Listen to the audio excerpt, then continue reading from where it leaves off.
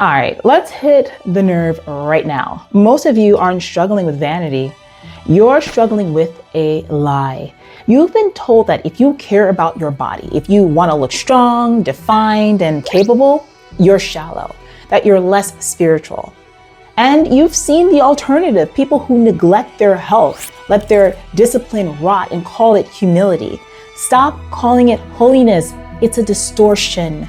You're standing in the gym, seeing results, but there's a ghost in the back of your mind asking, is this wrong? Am I making this all about me? Let's draw a line in the sand. Working out is not vanity, but it can become an idol. And if you don't know the difference, you're either going to fall into a mirror-obsessed trap, or you're going to shrink back from the strength you were actually called to carry.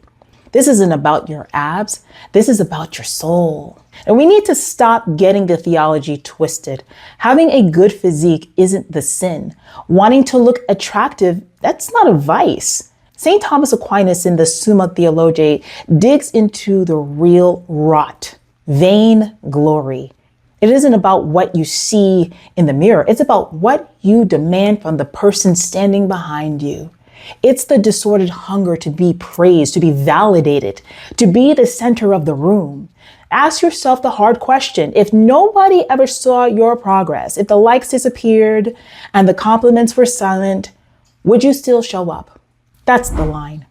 The Catechism of the Catholic Church says the morality of your life depends on your intention. Two people, same workout, same sweat, but one is growing in self-mastery while the other is just feeding an insecure ego that's starving for attention. The mirror isn't the problem.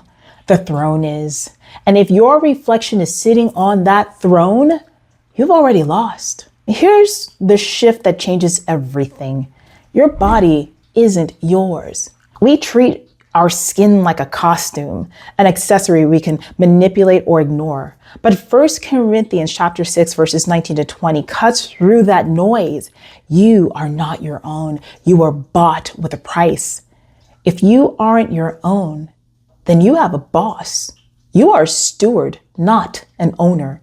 On one side, the idolater worships the house and forgets the guest with a capital G. On the other side, the spiritual person lets the house fall into ruin and calls it detachment. Both are an insult to the Creator. The incarnation proves the body matters. The resurrection proves the body lasts. St. Paul says your body is a member of Christ himself. Maintenance isn't vanity, it's reverence. Neglect isn't holiness, it's a failure of duty. Stop thinking you're just moving iron. You're moving your soul. The world sees muscle, God sees the will. Every rep you finish when you wanted to quit, every morning you chose the pavement over the pillow. You weren't just burning calories, you were forming fortitude. The Catechism defines virtue as a firm disposition to do the good. It's a habit. If your training is ordered towards strength for service and mastery over impulse, you are becoming a weapon for the kingdom. But if you're training out of a frantic need for control or fear of getting old, you aren't winning, you're just getting better at losing. If your training builds your body but starves your interior life, you're polishing a sinking ship. Let's kill the idea that beauty is the enemy. In our tradition, beauty is a transcendental virtue. It's a signpost to God. True beauty reflects order, proportion, and vitality. A well-trained body should be a physical manifestation of a life that is governed, not chaotic. It is a reflection of design. The danger comes when the beauty stops at you. When it doesn't point beyond your own skin, it folds back in on itself and becomes a black hole of vanity. St. John Paul II taught that the body has a nuptial meaning. It's meant to be a gift, not a trophy for consumption. Your physique can be beautiful, but it cannot be your God. If you stop at the signpost and start worshiping the wood, you've missed the entire destination. This is where it all integrates into one truth. You are not a soul dragging a corpse around. You are a unified person, body and soul, one.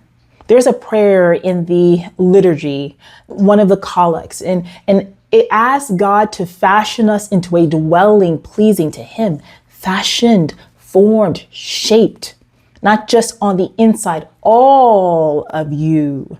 Grace doesn't erase our nature, it perfects it. Your training isn't just a physical chore, it's a cooperation with grace. You aren't polishing an image for a screen, you are becoming a dwelling for the living God. Stewardship is when your strength serves. It's when your soul is leading and your body is obeying. You can have the physique, you can have the strength, you can have the excellence, but only if you get the why right. If you train for validation, you will crumble.